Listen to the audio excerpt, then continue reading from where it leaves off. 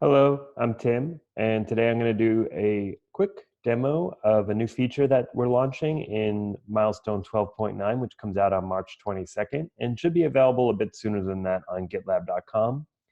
This affects people who are using the package registry, so that includes Maven, NPM, Conan, and now NuGet.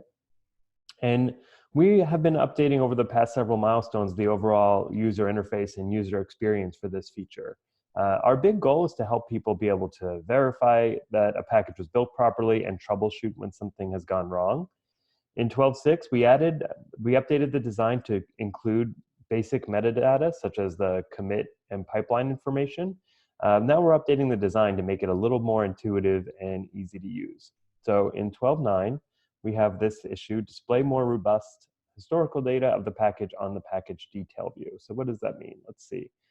Okay, so for this particular issue, our product designer wrote this, and he proposes adding an additional activity section that lays out the activities the package has gone through to get to the registry, including the commit data, the pipeline that the package was built from, and the date and time in which it was published to the registry.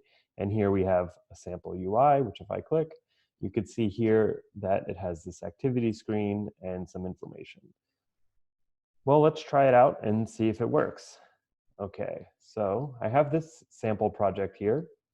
This just builds a static site, a blog about my dog.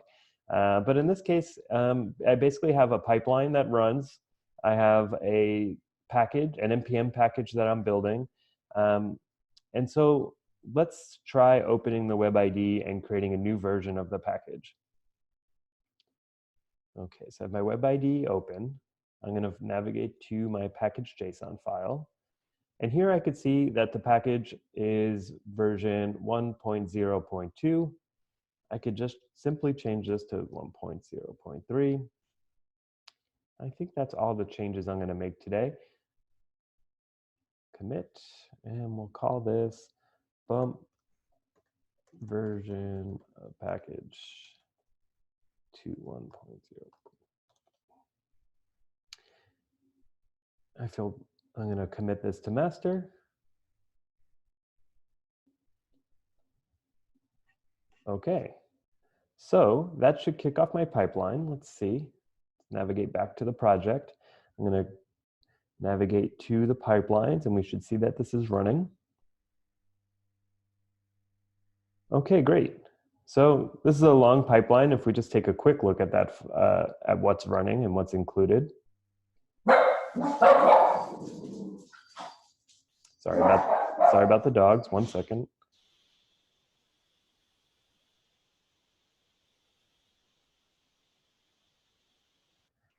Okay, so for this pipeline, I have a few different processes that run. I build, I test, I deploy a review app, I deploy to staging, I test staging, I deploy to production, and then way down here I have deployed packages. So let's take a look at that job.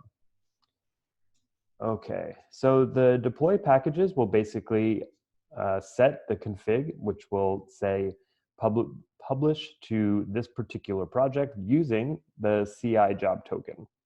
And then I just run npm publish, and I'm tagging it with the test tag. Okay, let's go back to this, check in on our pipeline. It's still running, so I'm going to pause the screen share, and I'll come back when the entire process has run.